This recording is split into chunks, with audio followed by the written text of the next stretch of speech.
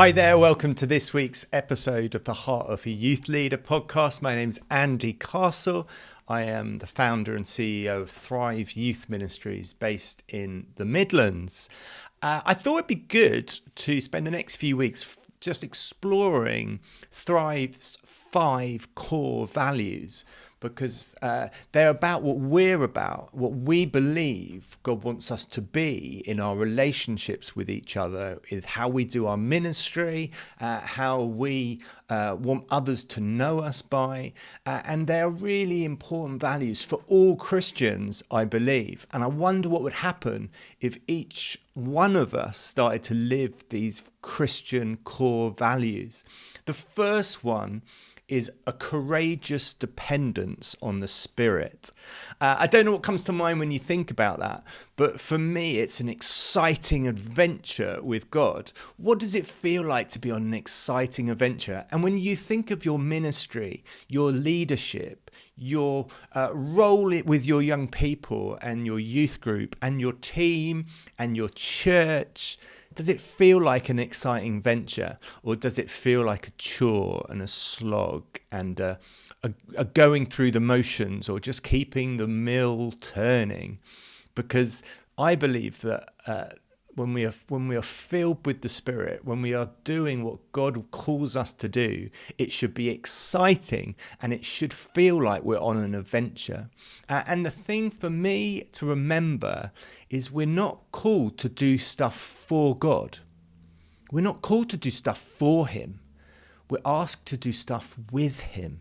And yet so many times I see Christians being really well-meaning, trying too hard to make things happen, as if God's like the head teacher just looking down, wanting to see what you'll do to get His approval. Whereas actually God is already doing stuff in our communities, amongst our children and young people. He's already there in their families. He's already there trying to get involved. And He's just saying, Andy, would you get involved with this? Would you get involved with what I'm doing? For some reason, He chooses to work through His church. He chooses to work through His people. He doesn't need us, but He chooses us. And that's amazing, isn't it? And so for me, it's like, well, I don't want to just do stuff for Him, hoping that He'll like it, or hoping it will bring Him pleasure, or hoping it will work and achieve. And He'll go, oh, Andy, I'm so glad you came up with that. I wish I'd thought of it. No, it's the other way around. We need to go, God, I don't know what to do, but you do. So what is it you want me to join in with? And so for me, the value of being courageously dependent on the Spirit is, it's not just dependent, but it's courageous. Because the courage is going, God, I think this is you, and I'm going to choose to join in. Whether I look a fool, whether it falls flat, or whatever, I'm going to depend on you because I think this is what you want me to do. And it takes me back to a story I've shared before. When I started Thrive, or was considering starting Thrive, and I spoke to someone in my church about it who I thought was really wise and spiritual, and I was sharing the vision for, starting a charity. This was 12 years ago, and there was no guarantee of income, there was no guarantee of success, there was no guarantee of it working. And he said to me, Andy, well, how are you going to pay for this? I said, I don't know. He said, well, how many churches are there in your region? I went, I don't know. I've since worked out there's about 300.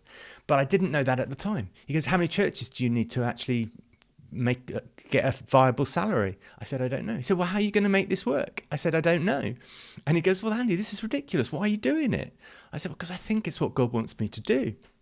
And he just said, Andy, that's really irresponsible. You're married with 3 children. You've got to put your responsibilities first. You need a reliable income, a reliable job. And I turned around and said, yeah, I get that. But I think this is what God's asking me to do. And therefore, I want to give it a go to find out whether it is what He's asking or not. Because I'd rather go through it and realize it wasn't what He asked me to do than to hate living with that what if. What if I'd given it a go? What would have happened? And here we are 12 years later, and God is continuing to provide for my every need, as well as my family's, as well as all my staff team now. And God is an abundant God, and he's given us far more than I could ever expect it. But it was that courageous dependence on him, on his spirit guiding me, prompting me through various conversations and prayers that made me go, do you know what? I think this is what the Spirit is doing and what the Spirit wants me to do. And it's exciting to live like that. It's much better to go, God, I think this is what you want to do, so I'm going to have a go, than I doubt you'd choose me. I doubt you'd do that, so I'm going to hold back. And so one of Thrive's values is a courageous dependence on the Spirit. Not a nice, yes, we believe in the Spirit and he's going to work, but a courageous, and we're going to do whatever he asks us to do, which is a massive challenge. And of course, I don't always do that. And of course, Thrive doesn't always live to it, but it's a value that we aspire to, that makes us pray more. It makes us lean on him more rather than us coming up with the ideas. How's that for you with your youth work? Do you come up with the ideas, or are you leaning on him saying, God, what is it you want us to do? What is it that you want us to change? How do we better get alongside these young people and lead them to you? Galatians 5 is all about life in the Spirit.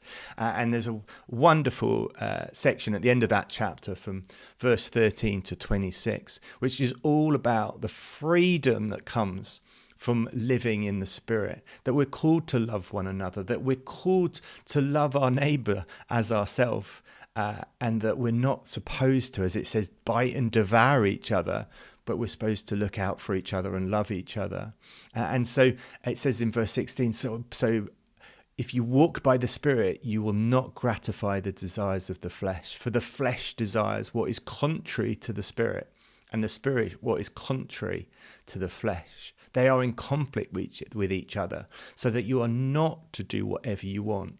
But if you are led by the Spirit, you're not under the law.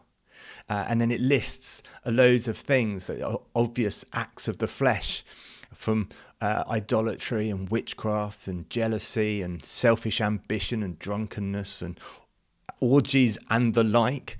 He says, don't get involved with those because you don't inherit the kingdom that way. But the fruit of the Spirit is love, joy, peace, patience, kindness, goodness, faithfulness, gentleness, self-control. Those are the things we aspire to. If our soil and our nutrients are healthy, that's the fruit that comes. We can't get the fruit without good nutrients and a good environment for growth. If you want more apples on your apple tree, you don't long for more apples. You actually take the hard work of caring for the tree, making sure the roots are good, making sure it's getting the nutrients in the soil, making sure it's getting the sunlight and the water, and then over a whole season, hopefully the fruit of the apples start to grow more. What are your roots like? What are the nutrients in your life? And so our key verse is Galatians 5, verse 25. Since we live by the Spirit, let us keep in step with the Spirit. So my challenge to you this week is take some time to pray. God, what is it you're wanting me to do this year? What is it you're wanting me to do this term, this month, this week?